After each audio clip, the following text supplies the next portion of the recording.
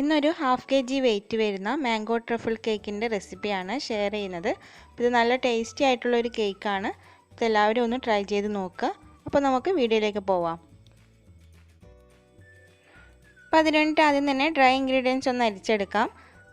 ഒരു അരിപ്പയിലേക്ക് 1/2 കപ്പ് മൈദ ഇട്ട് കൊടുത്തിട്ടുണ്ട്. അതേപോലെ ഒരു 1/2 ടീസ്പൂൺ ബേക്കിംഗ് പൗഡറും 1/8 ടീസ്പൂൺ ബേക്കിംഗ് സോഡയും ചേർത്തിട്ട് ഇതൊരു 2 തവണ അരിച്ചെടുക്കാം. ഇനി 2 മുട്ടയുടെ എഗ് യോക്കും വൈറ്റും സെപ്പറേറ്റ് ചെയ്ത് വെച്ചിട്ടുണ്ട്. ആദ്യം ഈ വൈറ്റിലേക്ക് ഒരു നുള്ളു ഉപ്പും കൂടി ചേർത്തിട്ട് ഇതൊന്ന് ബീറ്റ് ചെയ്യാം. അപ്പം ഞാനിവിടെ ഒരു 3 ടേബിൾ സ്പൂൺ പഞ്ചസാര എടുത്ത് വെച്ചിട്ടുണ്ട്. അതിൻ്റെ പകുതി ഈ വൈറ്റിലേക്ക് ചേർത്ത് കൊടുക്കാം. എന്നിട്ട് ഈ വൈറ്റ് നന്നായിട്ട് തന്നെ ബീറ്റ് ചെയ്തെടുക്കാം. അപ്പോൾ വൈറ്റ് ഇവിടെ ബീറ്റ് ചെയ്ത് എടുത്തിട്ടുണ്ട്. ഇനി ഇത് മാറ്റി വെക്കാം. ഇനി ഈ യോക്കിലേക്ക് ഒരു 1/2 ടീസ്പൂൺ വാനില എസൻസ് ചേർത്ത് കൊടുക്കാം. അതേപോലെ ബാക്കിയുള്ള പഞ്ചസാരയും കൂടി ചേർത്തിട്ട് ഈ പഞ്ചസാരയൊക്കെ ഒന്ന് മെൽറ്റ് ആകുന്നത് വരെ നന്നായിട്ട് തന്നെ ഒന്ന് ബീറ്റ് ചെയ്തെടുക്കാം. ഇതിപ്പോൾ ഇവിടെ പഞ്ചസാരയൊക്കെ ഒന്ന് മെൽറ്റായി വന്നിട്ടുണ്ട്. ഇനി ഇതിലേക്ക് ഒരു 2 ടേബിൾ സ്പൂൺ പാല് ചേർത്ത് കൊടുക്കുന്നുണ്ട്. അതൊന്ന് മിക്സ് ചെയ്ത ശേഷം ഒരു 2 ടേബിൾ സ്പൂൺ ഓയിലും കൂടി ചേർത്തിട്ട് ഒന്നുകൂടി മിക്സ് ചെയ്യാം. അതിനുശേഷം നമ്മൾ അരിച്ചു വെച്ചിട്ടുള്ള ഡ്രൈ ഇൻഗ്രീഡിയൻസ് കുറേശ്ശായി ചേർത്തിട്ട് ഈ ബീറ്റർ വെച്ച് തന്നെ ഏറ്റവും ലോ സ്പീഡിലിട്ടിട്ട് ഇതൊന്ന് മിക്സ് ചെയ്തെടുക്കാം.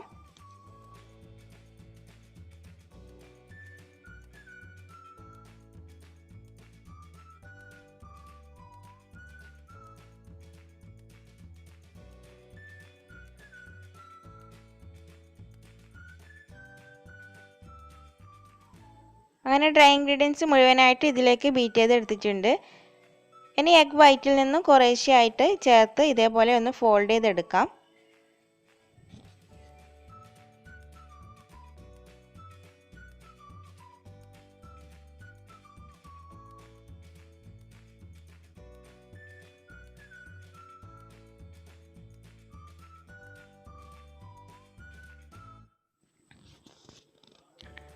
ഇനി ഇതിലേക്ക് ഒരു 1/4 ടീസ്പൂൺ ടൈഗറിൻ്റെ മാംഗോ എസൻസ് ചേർത്ത് കൊടുക്കുന്നുണ്ട്.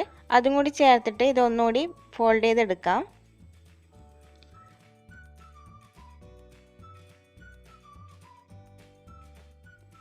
ഇനി ഈ ബാറ്റർ ഒരു 6 ഇഞ്ചിൻ്റെ ടിന്നിലേക്കാണ് ഒഴിച്ചു കൊടുക്കുന്നത്. അപ്പോൾ അതിൻ്റെ താഴെയും സൈഡിലും ബട്ടർ പേപ്പർ വെച്ച് ഒന്ന് ഗ്രീസ് ചെയ്തെടുത്തിട്ടുണ്ട്. ഇനി ഇത് പ്രീ ഹീറ്റ് ചെയ്ത് വെച്ചിട്ടുള്ള പാത്രത്തിലേക്ക് ഇറക്കി വെച്ചിട്ട് 20 മുതൽ 25 മിനിറ്റ് വരെ ഇത് ബേക്ക് ചെയ്തെടുക്കാം. ഇപ്പോൾ കേക്ക് ഇവിടെ നന്നായി ബേക്കായി വന്നിട്ടുണ്ട്. ഇനി ഇത് ചൂടാറാൻ വേണ്ടി മാറ്റി വെക്കാം. അപ്പോഴേക്കും ഒരു ഗനാഷ് തയ്യാറാക്കണം. അതിന് വേണ്ടിയിട്ട് ഒരു ബൗളിലേക്ക് 1/3 കപ്പ് മാംഗോൻ്റെ കോമ്പൗണ്ടാണ് എടുത്തിട്ടുള്ളത്. അതിലേക്ക് ഒരു 1/3 കപ്പ് തന്നെ നല്ല ചൂടുള്ള വിപ്പിംഗ് ക്രീം ഒഴിച്ചിട്ട് ഇതൊന്ന് മെൽറ്റ് ചെയ്തെടുക്കാം. അപ്പോൾ നിങ്ങൾക്ക് മാംഗോൻ്റെ കോമ്പൗണ്ട് കിട്ടിയിട്ടില്ലെങ്കിൽ സാധാരണ വൈറ്റ് കോമ്പൗണ്ട് എടുത്തിട്ട് അതിലേക്ക് മാംഗോൻ്റെ എസൻസ് ചേർത്ത് കൊടുത്താലും മതി. ഇത് മെൽറ്റ് ചെയ്ത ശേഷം ഞാനൊരു അരിപ്പയിലൂടെ അരിച്ചെടുത്തിട്ടുണ്ട്. ഇനി ഇതും ചൂടാറാൻ വേണ്ടി മാറ്റി വെക്കാം. അപ്പോൾ കേക്ക് ഉണ്ടാക്കിയിട്ട് പിറ്റേന്നാണ് ഞാനിത് ഐസിങ് ചെയ്യാൻ വേണ്ടി എടുക്കുന്നത്. അപ്പോൾ അത് 3 ലെയറായിട്ട് കട്ട് ചെയ്ത് വെച്ചിട്ടുണ്ട്. ഇനി ക്രീം തയ്യാറാക്കാൻ വേണ്ടിയിട്ട് ഒരു ബൗളിലേക്ക് 1/2 കപ്പ് വിപ്പിംഗ് ക്രീം എടുത്തിട്ടുണ്ട്. അപ്പോൾ വിപ്പിംഗ് ക്രീം എടുക്കുമ്പോൾ ഇതേപോലെ ലിക്വിഡ് ആയിട്ടുള്ളത് തന്നെ എടുക്കുക. അപ്പോൾ ക്രിസ്റ്റൽസ് ഉണ്ടെങ്കിലാണ് ഇത് കേക്ക് ഐസിങ് ചെയ്യുമ്പോഴൊക്കെ ലൂസായി പോകുന്നത്. ഞാനിവിടെ ഫിയോനയുടെ വിപ്പിംഗ് ക്രീമാണ് എടുത്തിട്ടുള്ളത്. അപ്പോൾ അതിലേക്ക് ഒരു 2 ടേബിൾ സ്പൂൺ പൊടിച്ച പഞ്ചസാരയും കൂടി ചേർത്ത് കൊടുക്കുന്നുണ്ട്. അപ്പോൾ നിങ്ങളുടെ ക്രീമിൻ്റെ മധുരത്തിനനുസരിച്ചിട്ട് പഞ്ചസാര ചേർത്ത് കൊടുക്കാം. അപ്പോൾ ക്രീമൊക്കെ ഇവിടെ ബീറ്റ് ചെയ്തെടുത്തിട്ടുണ്ട്. അതേപോലെ നേരത്തെ തയ്യാറാക്കിയിട്ടുള്ള ഗനാഷ് നന്നായി ചൂടൊക്കെ മാറിയിട്ടുണ്ട്. അതിൽ നിന്ന് ഒരു 2 ടേബിൾ സ്പൂൺ ഈ ക്രീമിലേക്ക് ചേർത്തിട്ട് ഒന്നുകൂടി ബീറ്റ് ചെയ്തെടുക്കാം.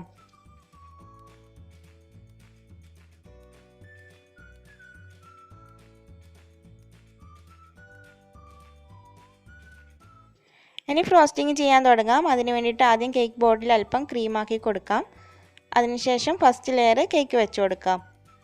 ഇനി ഇത് ഷുഗർ സിറപ്പ് വെച്ചിട്ട് നന്നായിട്ടൊന്ന് വെറ്റ് ചെയ്തെടുക്കണം. അതിനുശേഷം ക്രീം മുഴുവനായിട്ട് തന്നെ അപ്ലൈ ചെയ്ത് കൊടുക്കാം.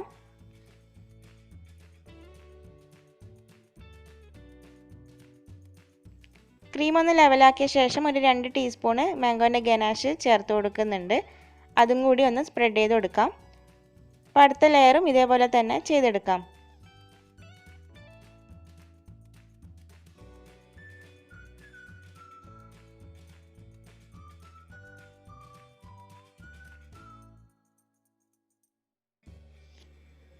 അങ്ങനെ ലാസ്റ്റ് ലെയർ കേക്കും വെച്ച് കൊടുത്തിട്ട് അതൊന്ന് വെറ്റ് ചെയ്തെടുത്തിട്ടുണ്ട്. ഇനി കേക്ക് മുഴുവനായിട്ട് കുറച്ച് ക്രീം വെച്ചിട്ട് ഒന്ന് ക്രം കോട്ട് ചെയ്തെടുക്കണം.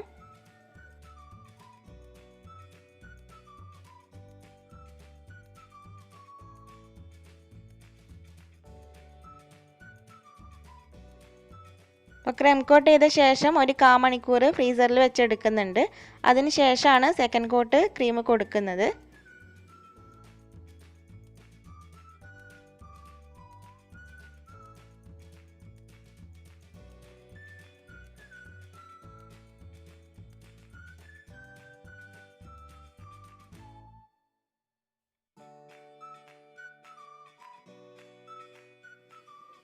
സൈഡിലൊരു സ്ക്രാപ്പർ വെച്ചിട്ട് ലൈൻ ഡിസൈനും കൊടുത്തിട്ടുണ്ട്.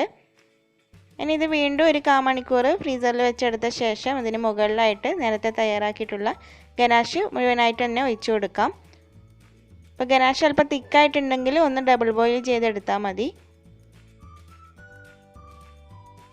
ഇനി ഇത് വീണ്ടും ഒന്ന് ഫ്രിഡ്ജിൽ വെച്ചിട്ട് നന്നായി സെറ്റായ ശേഷം ഇതിന് മുകളിൽ ചോക്ലേറ്റ് ഡെക്കറേഷനും വെച്ച് കൊടുത്തിട്ടുണ്ട്. ചുറ്റിലും കുറച്ച് ചോക്കോ ചിപ്സും കൂടി ഇട്ട് കൊടുത്തിട്ടുണ്ട്. ഈ ഒരു ചോക്ലേറ്റ് ഡെക്കറേഷൻ്റെ വീഡിയോ ഞാൻ മുന്നേ അപ്ലോഡ് ചെയ്തിട്ടുള്ളതാണ്. അപ്പോൾ നല്ല ടേസ്റ്റി ആയിട്ടുള്ളൊരു കേക്കാണിത്. എല്ലാവരും ഇതൊന്ന് ട്രൈ ചെയ്ത് നോക്കുക, ഫീഡ്ബാക്കൊക്കെ അറിയിക്കുക. അപ്പോൾ വീഡിയോ ഇഷ്ടമായിട്ടുണ്ടെങ്കിൽ എല്ലാവരും ലൈക്ക് ചെയ്യാനും ഷെയർ ചെയ്യാനും ചാനൽ ഇതുവരെ സബ്സ്ക്രൈബ് ചെയ്യാത്തവരുണ്ടെങ്കിൽ സബ്സ്ക്രൈബ് ചെയ്യാനും മറക്കരുത്. അപ്പോൾ മറ്റൊരു ദിവസം പുതിയൊരു റെസിപ്പിയുമായി വീണ്ടും കാണാം. Thanks for watching.